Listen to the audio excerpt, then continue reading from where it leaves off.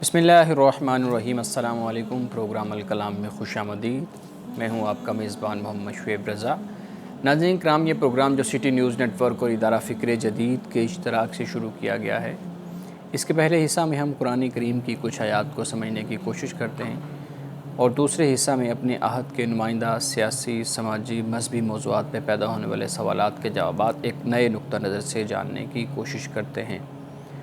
حسب سابق ہمارے ساتھ شریک گفتگو ہیں جناب محمد امانت رسول صاحب۔ امانت صاحب خوش آمدید، بہت شکریہ آپ کے وقت کا۔ میری معاونت کے لیے موجود ہیں شارق رسول۔ شارق تھینک یو سو مچ۔ ناظرین کرام، آپ کی اسکرین پہ ہمارا واٹس ایپ نمبر آ رہا ہوگا، آپ اپنے سوالات ہمیں بھیج سکتے ہیں، ہم انشاءاللہ آپ کے سوالات کو ضرور ایڈریس کریں گے۔ ہم گفتگو کر رہے تھے سورۃ الاعراف، اور سورۃ الاعراف میں ہم نے جو کل کا پروگرام تھا اس میں ہم نے 199 نمبر آیت، جس میں اللہ رب العزت مرد اور عورت کی تخلیق کی بات کر رہا ہے، اس پہ ہم نے مختصر گفتگو کی تھی۔ میں جناب امانت رسول صاحب سے گزارش کروں گا اپنی گفتگو کا آغاز کیجیے۔ بسم اللہ الرحمن الرحیم۔ شعیب صاحب، کل ہم نے آیت نمبر 199 ہم نے اس پر بات تو کی تھی، لیکن چند پہلو اس کے ایسے تھے کہ جن کا بیان ضروری ہے، مزید ان کی وضاحت۔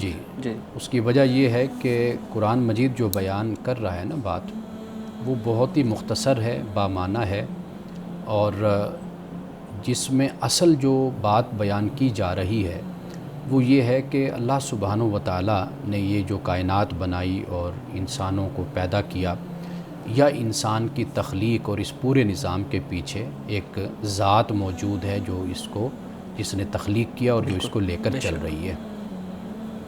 اس لیے کہ جب قرآن مجید اس انداز سے بات کرتا ہے نا کہ ایک ڈسپلن کے ساتھ، ایک نظم کے ساتھ، تو اس میں در حقیقت اسی بات کو بیان کیا جانا مقصود ہوتا ہے کہ یہ کوئی کائنات یا انسان یہ کوئی علل ٹپ نہیں ہے معاملہ، یعنی ایسا نہیں ہے کہ بس خود بخود وجود میں بھی آتا چلا گیا اور چلتا چلا گیا۔ تو اتنا نظم و ضبط اور اتنا ڈسپلن اور اتنی نفاست اور اتنا نظام، یہ ضرور پیچھے کوئی ہستی اور کوئی ذات ایسی ہے کہ جو اس کو لے کر چل رہی ہے اور چلا رہی ہے۔ یہ اصل جو بات ہے وہ یہاں پر بیان کی گئی ہے۔ یعنی مثال کے طور پر آپ دیکھیے، اور پھر یہ ہے کہ ایک اور اہم بات بھی بیان کرتا چلوں کہ یہ جو پسلی کا ذکر ہے نا عورت کی تخلیق کے حوالے سے، کل بھی ہم نے اس پر بات کی تھی، یہ تالمود میں اور بائبل میں اس کا ذکر ہوتا ہے کہ آدم کی پسلی سے حوا کو تخلیق کیا گیا۔ لیکن رسول اللہ صلی اللہ علیہ وسلم کی جو حدیث ہے، جس پہ کل ہم نے مختصراً بات بھی کی تھی اور اس پر سوال بھی ہمارے سامنے آیا تھا، وہ یہ ہے کہ رسول اللہ نے فرمایا کہ ایک جو لفظ ہے وہ یہ ہے کہ خلقنا من ضلع، کہ یہ جو عورتیں ہیں ان کو پیدا کیا گیا ہے پسلی سے۔ ٹھیک ہے۔ اچھا، ایک اور حدیث میں جو الفاظ ہیں بخاری میں، وہ ہے المرأۃ کالضلع، کہ عورت جو ان سی ہے یہ پسلی کی طرح ہے۔ تو اب جیسے ہم کہتے ہیں نا کہ یفسر القرآن بالقرآن، کہ قرآن خود اپنی تفسیر کر رہا ہے، اسی طرح حدیث بھی اپنی تفسیر خود کرتی ہے۔ یعنی جب رسول اللہ نے ایک جگہ یہ فرمایا خلقنا، کہ یہ عورتیں پیدا کی گئیں، اب یہاں پر حوا کا ذکر نہیں ہے، عورتوں کا ذکر ہے۔ بالکل ٹھیک۔ خلقنا کا جو صیغہ ہے یہ یعنی جمع مؤنث غائب کا یعنی کسی صیغہ ایک ہے، ذات کی بات نہیں ہو رہی، یعنی کسی فرد کی بات نہیں ہو رہی، یعنی عورتوں کو پیدا کیا گیا پسلی سے۔ اچھا، پھر دوسری حدیث نے اس کی وضاحت کر دی کہ فرمایا کہ عورت ایسے ہے کہ جیسے پسلی ہوتی ہے، یعنی گویا کہ اب پسلی پر اگر آپ غور و فکر کریں اور سوچیں اور دیکھیں تو وہ چیزیں پھر عورت کے اندر یعنی حدیث کے مطابق وہ ہمیں نظر آتی ہیں۔ یعنی ایک تو یہ ہے کہ عورت پوری شخصیت ہے، کل میں نے مختصر اس پر روشنی ڈالی تھی کہ عورت ایک پوری شخصیت ہے۔ اب جیسے مرد ایک پوری شخصیت ہے، اب عورت مرد کو قبول کرتی ہے نا، یعنی اس میں غصہ ہے، اس میں طیش ہے، اس میں سستی ہے، کاہلی ہے، یا معاملات میں وہ یعنی اس کی خصوصیات کے ساتھ ہی اس کو قبول کرتی ہے، خصوصیات کہہ لیجیے یا نقائص کے ساتھ، عیبوں کے ساتھ قبول کرتی ہے دونوں صورتوں۔ تو اسی طرح مرد کو بھی اس بات کی طرف متوجہ کیا گیا ہے کہ عورت پسلی کی طرح، یعنی جس طرح پسلی اپنی ایک خاص شکل رکھتی ہے، اگر اس کو آپ زیادہ ٹیڑھا کریں گے، سیدھا کرنے کی کوشش کریں گے، وہ ٹوٹ جائے گی۔ تو یہی معاملہ ہوتا ہے کہ عورت اپنی ایک شخصیت لے کر پیدا ہوتی ہے اور پھر وہ اسی شخصیت کے ساتھ اپنے ماں باپ کے پاس بھی رہتی ہے، وہاں پر اس کی تربیت ہوتی ہے اور اس کی پرورش ہوتی ہے، اس کی شاکلہ بن جاتی ہے، پھر اس کے بعد اس کی شادی ہو جاتی ہے۔ تو اب خامند یہ چاہتا ہے کہ بھئی اس خاتون میں کوئی عیب نہ ہو، کوئی نقص نہ ہو، کوئی کمزوری نہ ہو، کچھ نہ ہو، یہ پرفیکٹ عورت ہو۔ تو یہ چیز قرآن نے حدیث پاک میں بیان کی گئی کہ ایسا ممکن نہیں ہوتا، اس کو اس کی خوبیوں کے ساتھ اور خامیوں کے ساتھ قبول کرو اور وہ تمہیں تمہاری خامیوں اور خوبیوں کے ساتھ قبول کرے۔ لیکن عورت کو مرد کی پسلی کے ساتھ ہی تشبیہ کیوں دی گئی؟ کیا اس کی حکمت ہے؟ دیکھیے یہ نہیں کہا گیا کہ مرد کی پسلی، یہ تو بائبل کا بیان ہے نا، تلمود کا، حدیث میں تو یہ بیان ہے ہی نہیں، قرآن میں تو بالکل سرے سے اس بات کا ذکر ہی نہیں ہے۔ یعنی صرف اتنا ہے کہ وہ پسلی کی طرح ہے۔ ہاں، پسلی کی طرح، المرأۃ کالضلع، یہ الفاظ ہیں کہ پسلی کی طرح ہے، یعنی پسلی جیسے ذرا ٹیڑھی ہوتی ہے، اس کی اپنی ایک خاص شیپ بن جاتی ہے، خاص شیپ ہوتی ہے۔ تو مطلب یہ کہنے کا ہے کہ عورت بھی اسی طریقے سے ہے کہ بھئی اس کی اپنی ایک خاص شخصیت ہے اور خاص اس کی شیپ ہے، تو لہٰذا اس کو تم کبھی سیدھا کرنے کی کوشش نہ کرو۔ یعنی یہ ایک بڑا اہم اصول ہے، اگر ازدواجی زندگی کو خوشگوار بنانا چاہے کوئی، تو یہ بڑی اہم بات ہے جو رسول اللہ صلی اللہ علیہ وسلم نے بیان فرمائی ہے۔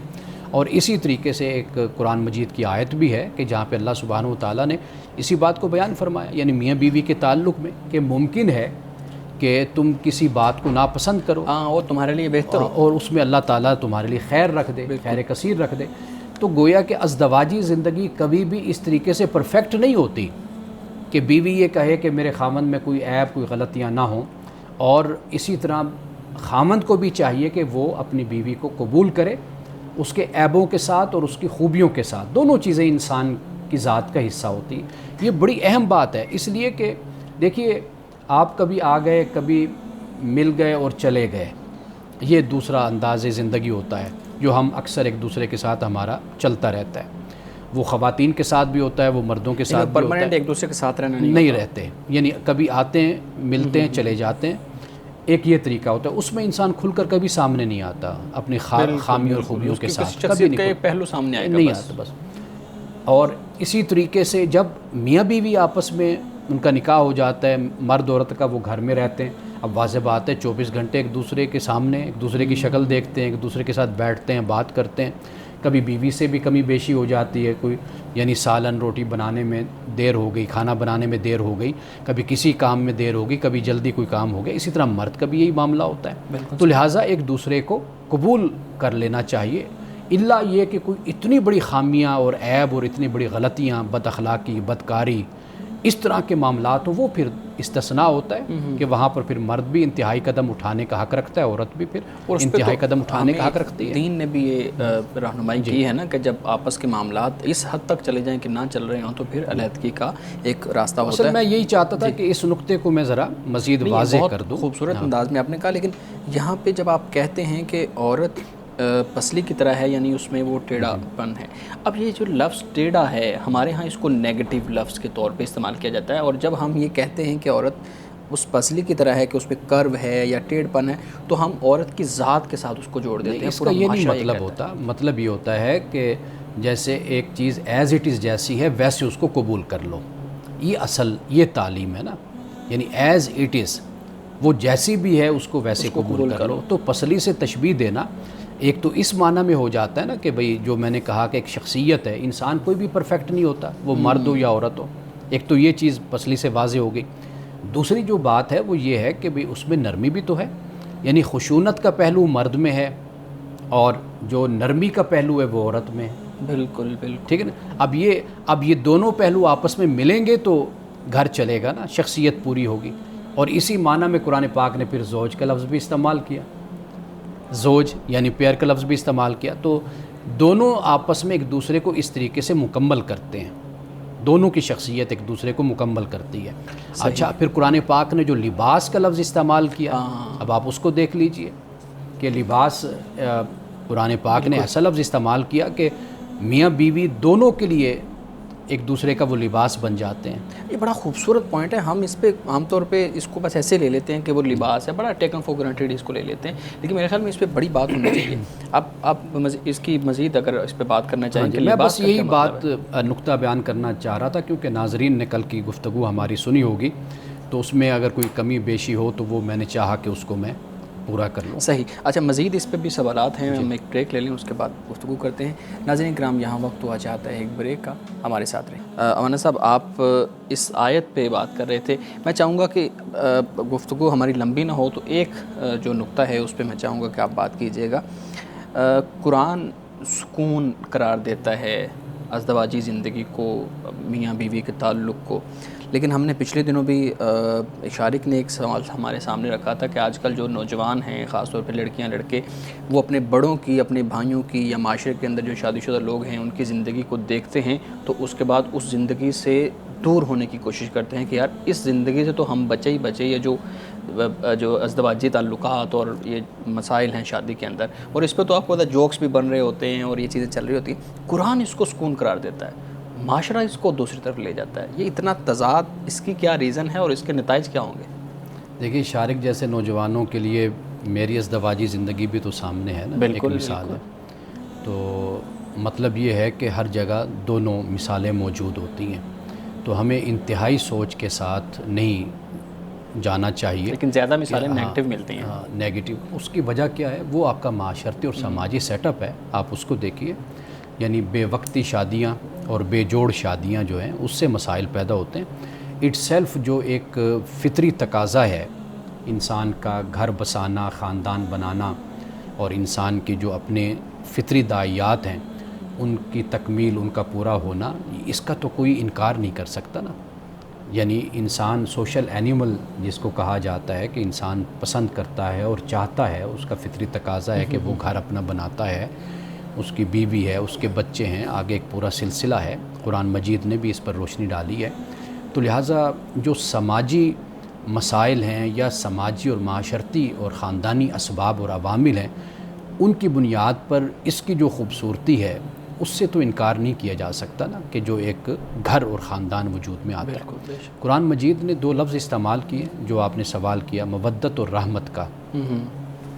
یعنی مودت سے مراد یہ ہے کہ جو ایک محبت کا تعلق ہوتا ہے عام زندگی میں اور عام طریقے میں, اور رحمت کا لفظ وہاں پر قرآن مجید نے استعمال کیا کہ جیسے میاں بیوی کے ساتھ ہمدردی, یعنی بیوی کسی مشکل میں ہے, بیمار ہے, تکلیف میں ہے, تو خامند ہمدردی کا مظاہرہ کرتا ہے. اسی طرح خامند تکلیف میں ہے, بیماری میں ہے, تو بیوی جو ہے وہ اس کے ساتھ ہمدردی کا مظاہرہ کرتی ہے. تو یہ سکون جو ہے, یہ در حقیقت قرآن پاک نے اس کو دو لفظوں کے ساتھ بیان کیا ہے, مودت کے ساتھ اور رحمت کے ساتھ. اچھا, اب ہم اس طرف آتے ہیں. وہ قرآن مجید نے جب یہ بات کی ہے نا کہ تمہیں اللہ نے پیدا کیا نفس واحدہ سے, اور آگے فرمایا وَجَعَلَ مِنْهَا زَوْجَهَا لِيَسْكُنَ إِلَيْهَا, سکون کا بھی ذکر یہاں پر ہو گیا. اور پھر آگے یہ ذکر کیا کہ مرد اپنی جو عورت ہے, بیوی ہے, اس کو ڈھانپ لیتا ہے, پھر اس کے حمل کا پھر آغاز ہوتا ہے. یعنی پہلے ہلکا سا حمل ہوتا ہے اور پھر اس کے بعد وہ بھاری ہوتا چلا جاتا ہے. اچھا, پھر جب یہ حالت ہوتی ہے, یعنی بچے کے حوالے سے, اس کی پیدائش کے حوالے سے, یہ ایسی ہوتی ہے کہ جیسے کہتے ہیں کہ عورت ایک مرتبہ موت کے منہ سے باہر آتی ہے. یعنی جب بچے کی پیدائش ہوتی ہے, ڈلیوری ہوتی ہے. اب ان حالات میں مرد ہو یا عورت, دونوں اللہ تعالیٰ سے دعا کرتے ہیں. انسان جب مشکل میں ہوتا ہے تو پکارتا وہ خدا کو ہی ہے, چاہے وہ جتنا بھی انکاری ہو اور انکار کرنے والا ہو, تو وہ آواز دیتا ہے, خدا کو ہی آواز دیتا ہے, اور آخری اس کا پھر سہارا وہی ہوتا ہے. بے شک وہ عملی زندگی میں اس کا انکاری ہو, لیکن تکلیف میں, مصیبت میں, مشکل میں وہ اللہ ہی کو آواز دیتا ہے. تو یہاں پر اسی بات کو بیان کیا کہ بھئی پھر وہ دعا بھی کرتے ہیں کہ بھئی بچہ جو ہے وہ تندرست ہمیں عطا فرما, صحت مند عطا فرما. اب اس کے بعد قرآن کہتا ہے فلما آتاہما صالحن, کہ جب پھر اللہ تعالیٰ ان کو صحت مند اولاد, تندرست اولاد دے دیتا ہے, تو پھر جعل لہ شرکاء فیما آتاہما, تو پھر وہ اس کی بخشی ہوئی چیز میں دوسروں کو اس کا شریک ٹھہرانے لگتے ہیں. اب یہ جو ذکر ہے فتعالی اللہ عما یشرکون, اور پھر فرمایا کہ اللہ سبحانہ و تعالیٰ برتر ہے ان مشرکانہ باتوں سے جو یہ لوگ کرتے ہیں. اب یہ جو آیت ہے اور یہ دوسری آیت، اس میں یہ بات ذہن میں رہنی چاہیے کہ مشرکوں کے ہاں دو چیزیں تھیں، ایک تو شخصیت ہے، ذات ہے، فرد ہے، اس کی پوجا ہے، اس کو خدا کا شریک ٹھہرانا ہے، خدا کے جو اختیارات ہیں اوصاف ہیں ان میں شریک ٹھہرانا، ایک تو یہ بات۔ دوسری جو بات یہ تھی کہ وہ پھر ان کے آگے بت بھی بنا لیا کرتے تھے انہی شخصیات کے، یعنی سونے کا بت بنایا جا رہا ہے، چاندی کا بت بنایا جا رہا ہے، پتھروں کا بنایا جا رہا ہے، پھر ان کو پوجنا۔ تو یہ دونوں باتوں کا ذکر اللہ پاک نے یہاں پہ فرما دیا۔ اب آگے دیکھیے، فرمایا ایشرکون ما لا یخلق شیئا وہم یخلقون، کیا یہ لوگ شریک بناتے ہیں ایسوں کو جو کسی چیز کو پیدا نہیں کرتے بلکہ وہ خود مخلوق ہیں، خود وہ تخلیق کیے گئے ہیں۔ اور اسی بات کا ذکر قرآن پاک میں کئی اور مقام پر بھی ہوا ہے کہ بھئی وہ تو خود مخلوق ہیں، وہ اللہ نے ان کو تخلیق کیا، ان کو بنایا ہے، پیدا کیا ہے، اور وہ کسی چیز کو پیدا کرنے کی صلاحیت نہیں رکھتے، نہ اختیار رکھتے ہیں۔ ولا یستطیعون لهم نصرا ولا انفسهم ینصرون، اور نہ یہ کسی کی مدد کر سکتے ہیں اور نہ ہی اپنی مدد کر سکتے ہیں، دونوں طریقوں سے یہ محروم ہیں، اپنی یہ مدد بالکل خود بھی نہیں کر مجبور محض ہیں۔ یعنی ان کی کیا حیثیت ہے رب کے سامنے کہ تم نے ان کو سارے اختیارات سونپے ہوئے ہیں اور خدا کا نائب ان کو تم نے بنایا ہوا ہے، تو ان کی کوئی حیثیت نہیں ہے۔ تو فرمایا کہ ان کا حال تو یہ ہے کہ نہ تو یہ کسی کی مدد کر سکتے ہیں اور نہ یہ لوگ اپنی بھی کوئی مدد نہیں کر سکتے۔ اب اس کے بعد فرمایا وَإِن تَدْعُوهُمْ إِلَى الْهُدَىٰ لَا يَتَّبِعُوكُمْ، کہ اور اگر تم ان کو پکارو اور ان کو آواز دو تو یہ تمہاری پکار پر نہیں پیروی کریں گے، نہیں چلیں گے، یعنی تمہاری پکار پر یہ دوڑے ہوئے تمہارے پاس فوری طور پر نہیں آئیں گے بھئی تمہاری انہوں نے مدد کرنی۔ آگے فرمایا ایک جگہ پر آگے بلکہ قرآن مجید میں یہ بھی آتا ہے کہ لا يسمعوا، کہ یہ سنتے ہی نہیں ہیں۔ سواء علیکم ادعوتموہم ام انتم صامتون، کہ اگر تم ان کو رہنمائی کے لیے اگر تم ان کو پکارتے ہو، اگر آواز دیتے ہو رہنمائی کے لیے، تو یہ تمہاری پکار پر نہیں چلیں گے۔ سواء برابر ہے تم پر کہ ان کو پکارو یا تم خاموش رہو، خاموش رہو یا پکارو، تو یعنی یہ دونوں چیزیں برابر ہیں، ان کی طرف سے کوئی رسپانس تم لوگوں کو نہیں ملنا۔ صحیح صحیح۔ اچھا، یہاں پہ ایک چیز میں پوچھنا چاہوں گا، یہ جیسے مشرکین کی یہاں بات ہو رہی ہے کہ جب ان کو اللہ رب العزت کی طرف سے اولاد عطا ہوتی تھی تو وہ اس کو منسوب کر دیتے تھے بتوں کی طرف۔ مثال کے طور پہ ہم نے بھی سنا ہوا ہے کہ وہ کہتے تھے کہ اس فلاں بت سے ہمیں یہ اولاد پیدا ہوئی ہے، یا وہاں سے ہمیں اس کے صدقے یہ چیزیں ملی ہیں، یا اس بت نے ہمیں یہ چیز عطا کی ہے۔ ہمارے معاشرے میں بہت زیادہ اس مسئلے کو ڈسکس کیا جاتا ہے۔ جن جوڑوں کے ہاں اولاد نہیں ہوتی، بچے کی پیدائش نہیں ہوتی، وہ پھر یا ڈاکٹر کے پاس جاتے ہیں۔ ہمارے ہاں بہت زیادہ رجحان نہیں ہے ڈاکٹر کے پاس جانے کا، تو وہ پھر کسی دم درود اور اس طرح سے کسی بابے کے پاس چلے جائیں گے اور وہاں سے کوئی دم کروا لیں گے۔ اور جب اولاد پیدا ہوتی ہے تو ہم نے دیکھا ہے کہ وہ پھر سم ہاؤ ان کا رد عمل اسی طرح کا ہوتا ہے جس طرح کا یہاں بیان ہو رہا ہے، کہ وہ کہتے ہیں جی یہ پیر صاحب کے پاس اگر نہ جاتے تو ہمیں یہ اولاد نہ ہوتی، یہ جو لڑکا ہے یہ تو پیر صاحب کی ہی دین ہے، یہ انہی کی وجہ سے یہ ہمارے پاس آیا۔ اور پھر کئی تو میں نے یہ بھی دیکھا ہے کہ وہ بچے کو بھی ایک طرح سے غلام بنا دیتے ہیں پیر صاحب کا، کہ تم ان کی اولاد، جو تم ان کی دعا سے پیدا ہوئے ہو تو اب ساری زندگی تم نے ان کا تابع و فرما بردار رہنا ہے۔ یہ رجحان کیا اسی طرح کا نہیں ہے جیسے مشرکین کا بیان ہو رہا ہے؟ مشرکین کے حوالے سے جو پہلے آپ نے سوال کیا، مشرکین اپنے بتوں کو مختلف اختیارات دیا کرتے تھے، یعنی بارش کا اختیار ہے، کسی کو رزق دینے کا اختیار ہے، کسی کو اولاد دینے کا یعنی یہ بارش کا اختیار بت ہے، یہ بارش برسانے والا ہے، یہ اولاد دینے والا ہے، کوئی شخصیت ہے، کوئی ذات ہے، کوئی فرد ہے، اس سے یہ باتیں منسوب کرتے تھے۔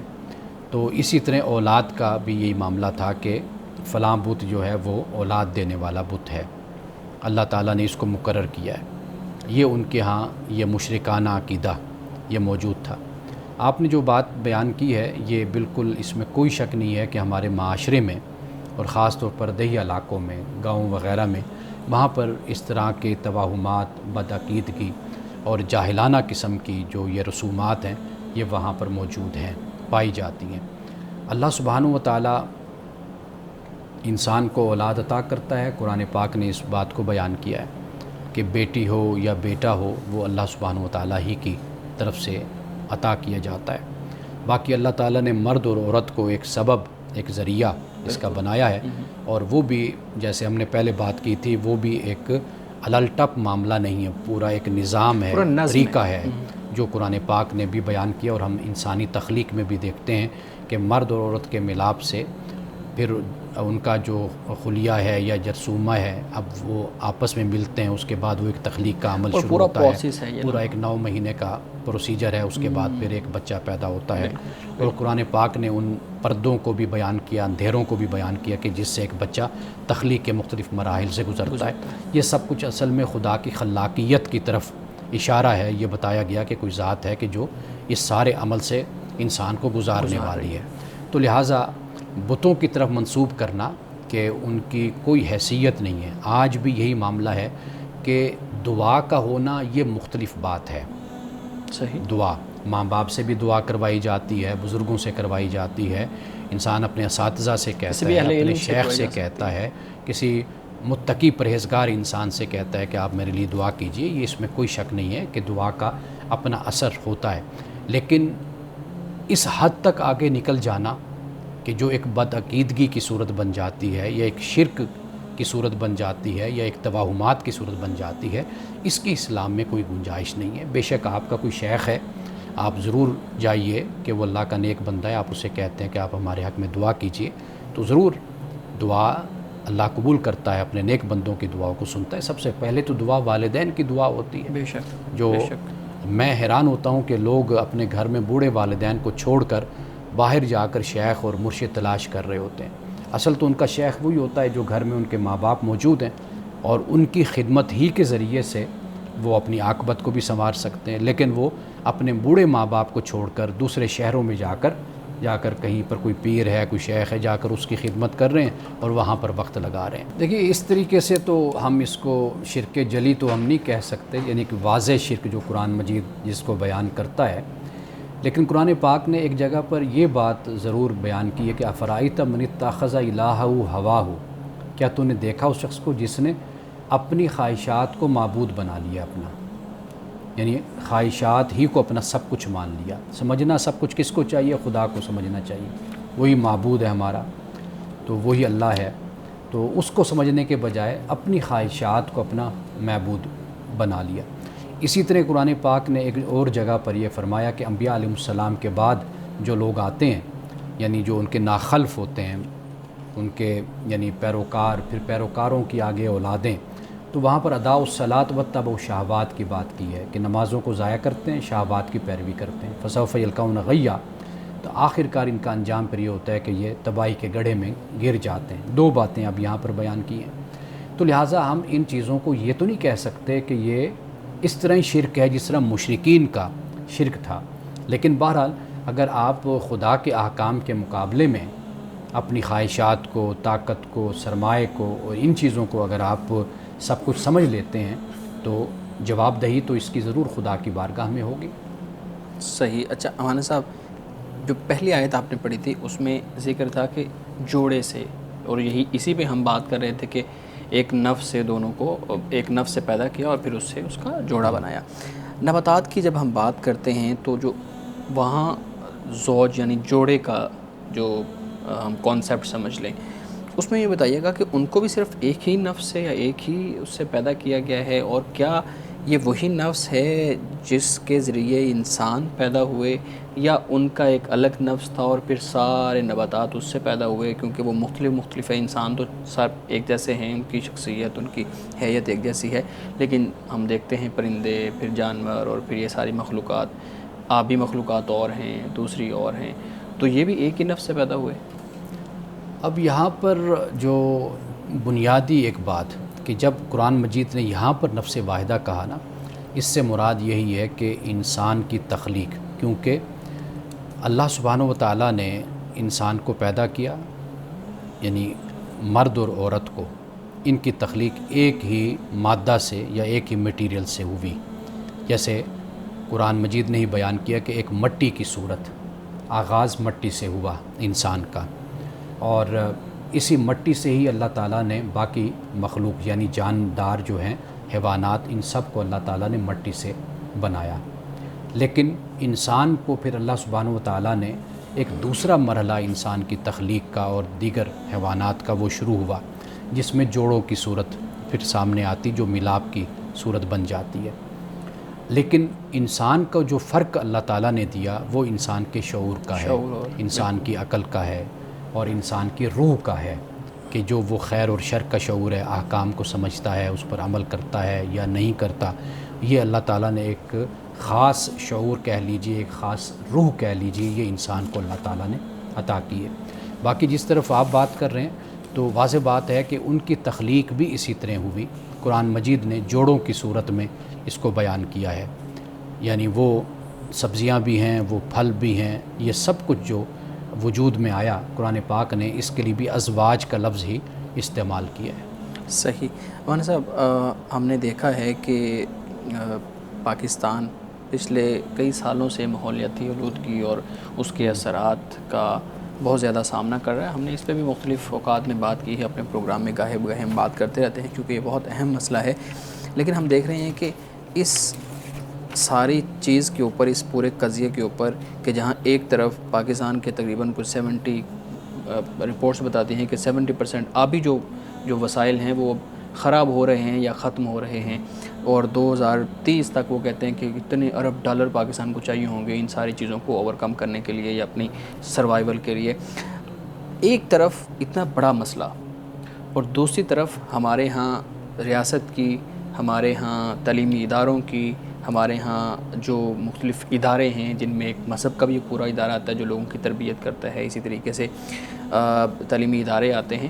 تو آپ یہ بتائیے گا کہ یہاں پہ جو بے حسی ہے یا جہاں پہ اس موضوع کے اوپر بالکل کام نہیں کیا جا رہا، اس کی کیا ریزن ہے؟ ہم دیکھتے ہیں دنیا کے اندر ادارے بنائے جاتے ہیں، کوئی پرابلم آتی ہے تو اس مسئلے پہ پورے ادارے بن جاتے ہیں، یونیورسٹیاں بن جاتی ہیں، پورے ڈپارٹمنٹ بن جاتے ہیں، لیکن اتنا بڑا مسئلہ کہ ہمارے ہاں لوگ جب بھی آندھی آتی ہے، بارش آتی ہے، کوئی چھت گرتی ہے، کوئی سیلاب آتا ہے، مر جاتے ہیں، لیکن اس کو سنجیدہ کیوں نہیں لیا جا رہا؟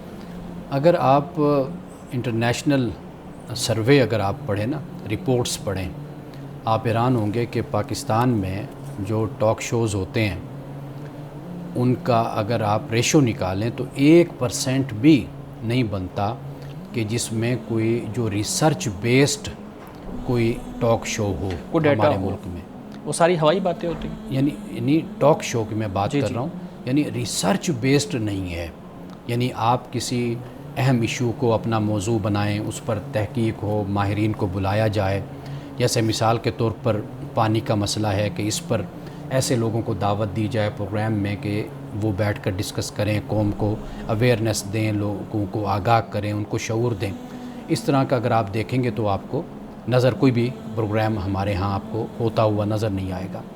اب اس کی جو صورت ہے اس وقت، جس نتیجے کو ہم سامنا کر رہے ہیں، جس کو ہم بھگت رہے ہیں، اس کی بنیادی وجہ یہی ہے کہ لوگوں کو اس کے بارے میں کوئی آگاہی نہیں دی جاتی، اور باقاعدہ طور پر ہمارے ہاں جو آپ دیکھتے ہیں کہ ہم، جسے اقبال نے کہا نا کہ مفاد عاجلہ کے پیچھے ہم بھاگتے ہیں، یعنی ہمارے صحافی ہوں، ہمارے سیاستدان ہوں، ہمارے علماء ہوں، مذہبی لوگ ہوں، ہمارے کالم نگار ہوں، دانشور ہوں، مفاد عاجلہ یہی ہے کہ لوگوں کی اٹریکشن کتنی زیادہ حاصل کی جا سکتی ہے، لوگ اتنا زیادہ متوجہ ہو سکتے ہیں، اور کن ایشوز پر اور کن شخصیات پر لوگ متوجہ ہوتے ہیں اور بات کرتے ہیں، اور کن ایشوز پر لوگوں کی توجہ نہیں ہوتی۔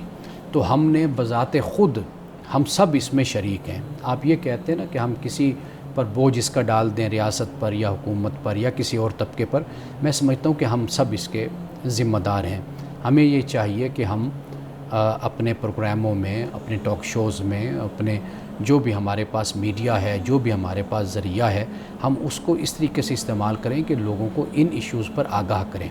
یعنی آپ اس کی بات کر رہے ہیں، کتابوں کو پڑھنے کا ہمارے ہاں کتنا رجحان رہ گیا، چونکہ ہم یہ کام کرتے ہیں، ہمیں اندازہ ہے کہ بھئی لوگ کیا چیز پڑھنا چاہتے ہیں، کس چیز کو لوگ زیادہ پسند کرتے ہیں۔ کتابوں کا بھی رجحان بالکل کسی حوالے سے بھی نہیں رہا ہمارے معاشرے میں۔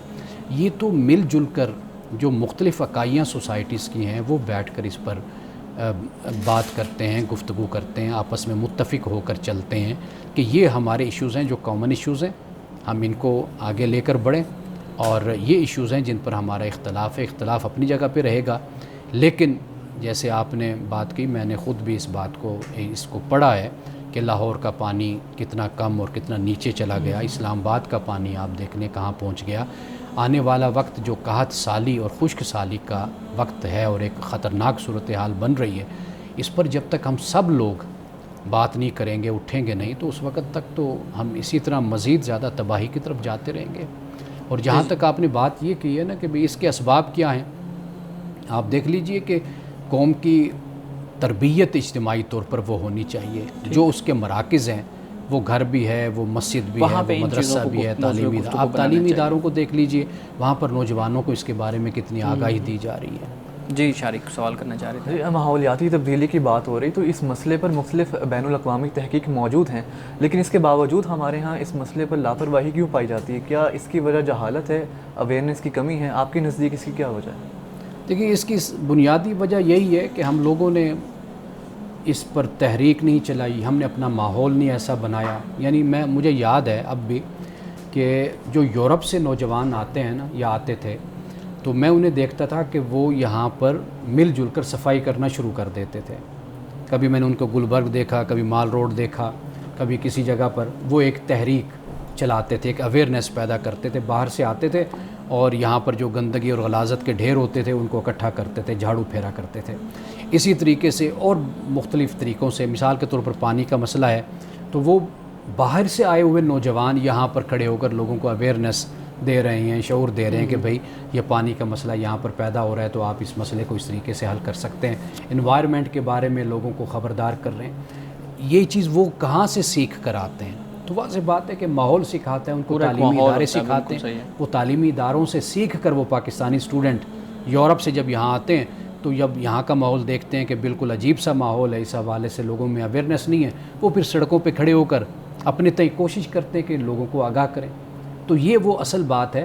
آپ اپنے نوجوانوں کو اگر دیکھیں، یونیورسٹیز کے، کالجز کے، جامعات کے، آپ دیکھ لیجئے کہ وہ کس دنیا میں مست ہیں، ان کو ان باتوں کی کوئی پرواہ ہی نہیں، ان مسائل، اور خاص طور پہ دینی مدارس کے اندر تو بالکل رجحان ہی ہے۔ اس پہ ہم بات کرتے، ہم کہہ لیں یا ہمارے بزرگ کہہ لیں، وہ اپنے مفاد کے لیے، مفاد اس سینس میں کہ اچھا گھر بنانے کے لیے، اچھا مکان بنانے کے لیے، اچھی زندگی گزارنے کے لیے درختوں کو کاٹا جا رہا ہے، جو زرخیز زمینیں ہیں ان کو بالکل خراب کیا جا رہا ہے۔ اب تو لاہور کے آس پر اگر ہم دیکھیں یا باقی شہروں میں بھی دیکھیں تو جو گرین ایریا ہے وہ بالکل ختم ہوتا جا رہا ہے۔ اب یہ جو معاملہ ہے، خدا کے ہاں کون جواب دے؟ ہم اگلی نسلوں کے لیے کیا چھوڑ کے جا رہے ہیں؟ تو یہ اجتماعی خودکشی کے مترادف نہیں ہے جو کچھ ہم کر رہے ہیں کہ ہم نے تو اس طرح رہنا ہی رہنا ہے، اگلی آنے والی نسل بھی ہم سے بدترین اور بد طریقے سے رہے۔ دیکھیے، جب کسی قوم نے تہیہ کر رکھا ہو نا برباد ہونے کا، اپنے آپ کو ہلاک کرنے کا، تو پھر اس کو ہلاکت اور بربادی سے کوئی نہیں بچا سکتا۔ ورنہ آج جس دنیا میں ہم رہ رہے ہیں نا، ہمارے سامنے بہت اعلیٰ قسم کی مثالیں موجود ہیں۔ آپ انگلینڈ کو دیکھ لیجئے کہ آبادی میں اضافہ ہر جگہ ہوتا ہے اور ہو رہا ہے، لیکن ایک طریقہ کار ہوتا ہے شہروں کو آباد کرنے کا۔ اب انگلینڈ کے بارے میں کوئی مجھے یہ بتا رہا تھا کہ وہاں پر ہر تھوڑی آبادی کے بعد، کچھ آبادی کے بعد ایک جنگل ہے، جنگل کہہ لیجئے، ایک باغ کہہ لیجئے، کہ وہاں پر درخت ہی درخت ہیں۔ تو یہ طریقے بھی اختیار کیے جا سکتے ہیں، کوئی ہمارے پاس وسائل کی کمی نہیں ہے۔ اچھا، پہلی بات تو میں آپ کو یہ ضرور بتا دوں کہ میں تو خاندانی منصوبہ بندی کے حق میں ہوں، فیملی پلاننگ کے، کہ میں اس پر ہمیشہ پروگرام کرتا ہوں، میں بتاتا ہوں کہ یہ کوئی خدائی حکم نہیں ہے کہ آپ نے آبادی میں اضافہ کرنا ہے۔ اللہ سبحانہ و تعالیٰ نے یہ اختیار آپ کو دیا ہے۔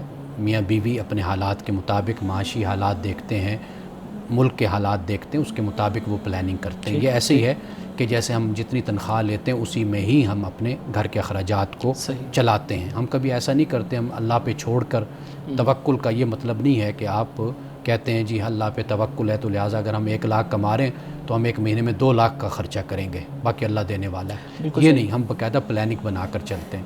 تو خاندانی منصوبہ بندی بالکل، یعنی اسلام اس سے کوئی منع نہیں کرتا، آپ اپنے حالات اور ماحول کے مطابق فیصلہ کرتے ہیں اور آپ کو کرنا چاہیے۔ ٹھیک ہے، ایک تو یہ نقطہ نظر میں اپنا واضح کر دوں۔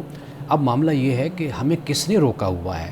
یعنی ہماری حکومتیں ہیں، ریاستیں ہیں، ہماری جو ہاؤسنگ سوسائٹیز بنانے والے جو لوگ ہیں، آنرز ہیں، کس نے منع کیا ہے کہ وہ وہاں پر گرینری کو نہ پیدا کریں، وہاں پر باغات نہ بنائیں، پارک نہ اچھے بنائیں، وہاں پر درخت نہ لگائیں؟ کس نے اس چیز سے منع ان کا کیا؟ مطمئن نظر تو پیسہ کمانا ہے، پیسہ کمانا ہے نا۔